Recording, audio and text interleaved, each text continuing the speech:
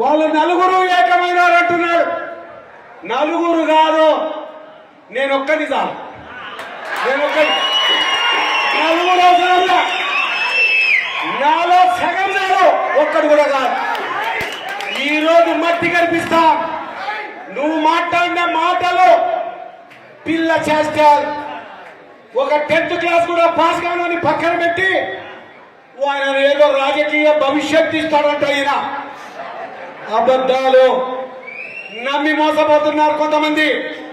నిన్న జరిగినటువంటి జగన్ సభ అది శివ భక్తుల సభ తప్ప వైఎస్ఆర్ సభ కాదు. అందుకే రేపు చంద్రబాబు నాయుడు పిలుస్తున్నా. అది కొట్టుకుంటాడు. నీ కథ చెప్తా రా, నువ్వు కూడా చెప్పాలను.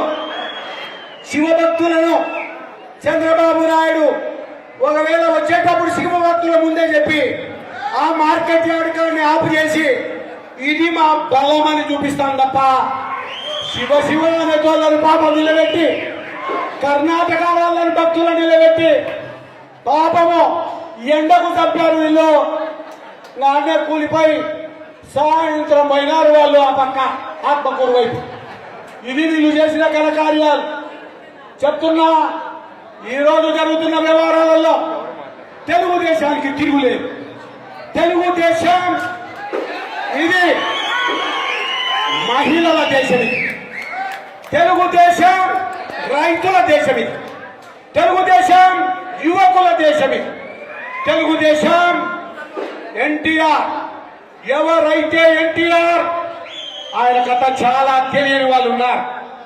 ఎన్టీఆర్ నాకు తెలిసినట్టుగా చంద్రబాబు నాయుడు కూడా తెలియదు. అల్లుడు కావచ్చునేమో, ఒక మంచి వ్యక్తి.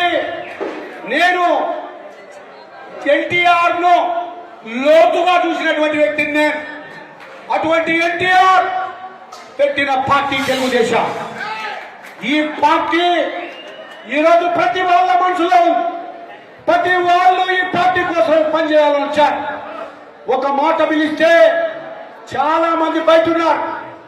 నేను మన ఆహారంలో పెడితే అక్కడ జనం ఎక్కువ ఏసీలు పనిచేయలేదు. కనీసం ఈడ ఈ గాలన్న కొట్టదు నేను పెట్టా. ముఖ్యంగా మీరంతా కూడా ఎవరు వైఎస్ జగన్ ను ఈ రామ్ భూపాల్ రెడ్డిని మీరంతా కూడా ఎంకరేజ్ చేయదు. డబ్బు సంచుల పార్టీ, డబ్బు సంచులతోనే రాజకీయం అనుకుంటున్నారు. దెబ్బ కొట్టే ఈసారి కనుక పోతే జగన్ మళ్ళీ బెంగళూరు ప్యాలెస్ కు పోవాల్సిందే. లోటస్ పాండ్ కాడ కూడా ఉంటే ఉండొచ్చు. ఎందుకంటే కేసీఆర్ చాలా సుట్టం. కేసీఆర్ ఈరోజు ఆత్మబంధువు అయినాడు జగన్. ఆయన మీద ఈగవాలని లేదు.